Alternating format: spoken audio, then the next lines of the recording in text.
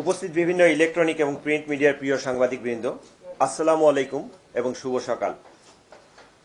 আপনারা জানেন, গত ৩-১-২০২৫ খ্রিস্টাব্দ তারিখ শুক্রবার বিজিবি সীমান্ত সম্ভার শপিং কমপ্লেক্সের গ্রাউন্ড ফ্লোরে ক্রাউন ডায়মন্ড অ্যান্ড জুয়েলার্সের শোরুমে বেলা অনুমান ১ ঘটিকায় স্বর্ণালংকার চুরির একটি ঘটনা ঘটে এবং সেই ঘটনার প্রেক্ষিতে ধানমন্ডি থানায় একটি মামলা রুজু হয়।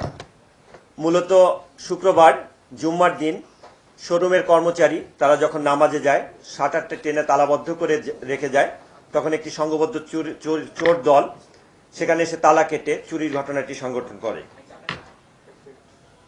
উক্ত ঘটনায় মামলা রুজু হয় এবং এর প্রেক্ষিতে থানা পুলিশের পাশাপাশি ডিবি ঘটনায় জড়িতদের গ্রেপ্তার এবং লুণ্ঠিত স্বর্ণালংকার উদ্ধারের ব্যাপারে তদন্ত আরম্ভ করে। ঢাকা মহানগর পুলিশের গোয়েন্দা বিভাগ ঘটনাস্থল হতে ক্লু হিসাবে শুধুমাত্র একটি ভিডিও ফুটেজ সংগ্রহ করে।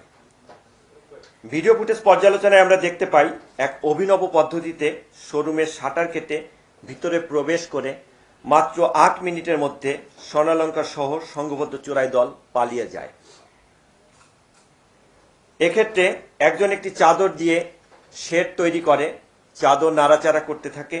চাদরের আড়ালে অপর একজন দ্রুত তালা কেটে শাটার কেটে ভিতরে প্রবেশ করে। তৃতীয় যে ব্যক্তি শোরুমের ভিতরে প্রবেশ করে তিনি আনলকড ডিসপ্লে হতে স্বর্ণালংকার বের করে একটি হ্যাভারসেক ব্যাগে ভর্তি করে দ্রুত পালিয়ে যায়। এছাড়া আরো কয়েকজনকে শোরুমের প্যাসেজে ঘোরাঘুরি করতে দেখা যায়। ভিডিও ফুটেজে প্রাপ্ত ছবির সাথে প্রযুক্তিগত বিশ্লেষণ এবং গোয়েন্দা তথ্যের ভিত্তিতে ডিবি পুলিশ গত ৯-১-২০২৫ তারিখ হতে অভিযান পরিচালনা আরম্ভ করে। এরই ধারাবাহিকতায় অভিযান চলাকালীন কক্সবাজার হতে চট্টগ্রামে আসার পথে মোহাম্মদ রুবেল ২৮ নামে একজনকে গ্রেপ্তার করা হয়। তার স্বীকারোক্তি মূলে পরবর্তীতে কুমিল্লা জেলার বিভিন্ন স্থানে অভিযান পরিচালনা করে শফিক ওরফে সোহেল নামে অপর আরেকজনকে গ্রেপ্তার করা হয়। তাদের স্বীকারোক্তি মূলে কুমিল্লা জেলার একটি জুয়েলারির দোকান হতে ২৮ ভরি ১৪ আনা চুরি যাওয়া স্বর্ণালংকার এবং ২১ ভরি ১০ আনা চুরি যাওয়া স্বর্ণালংকারের গলিত স্বর্ণ উদ্ধার করা হয় এবং সেখান থেকে সাদ্দাম হোসেন নামে অপর এক ব্যক্তি বয়স ৩১, তাকে গ্রেপ্তার করা হয়।